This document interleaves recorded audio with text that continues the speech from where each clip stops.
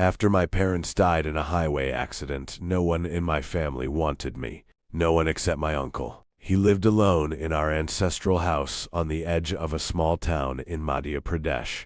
It was the kind of place people avoided after sunset, tall iron gates, neem and banyan trees pressing close to the walls, rooms that smelt of dust and old paper. He greeted me warmly, almost eagerly. That should have been my first warning. On the first night, he asked my age again and again, then my exact birth date. He wrote everything into a thick leather diary and locked it away. I told myself he was just lonely. The house had rules. The basement was locked. The study was forbidden. I was never allowed outside after sunset. The caretaker aunt whispered strange things when she thought I wasn't listening. One afternoon, while sewing my kurta, she mentioned 2 children who had lived there before me. Both orphans. Both my age. Both gone without a trace. She laughed nervously and said children run away all the time. That night, I dreamed of water rising around me. In the dark room stood a boy and a girl, their clothes clinging to them as if pulled from a river. The boy raised his hand. There was a hole in his chest, black and raw. I could see straight through him. I woke up choking.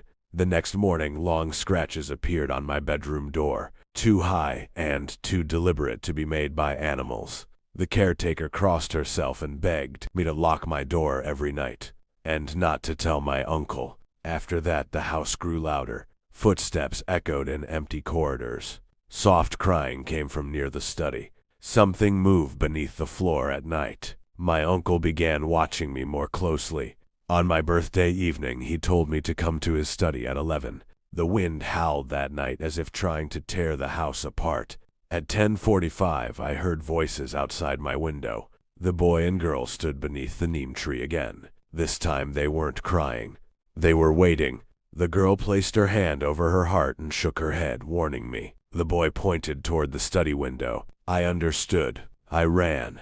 The study door was open. My uncle sat frozen in his chair, eyes wide, chest torn open from the inside. There was no blood, just emptiness. On the table lay his diary. He believed ancient rituals and the hearts of 3 children could buy him eternity. 2 had already been taken. Mine was meant to be the 3rd. The last page read only, "They came back." The police called it a heart attack. The house was sealed.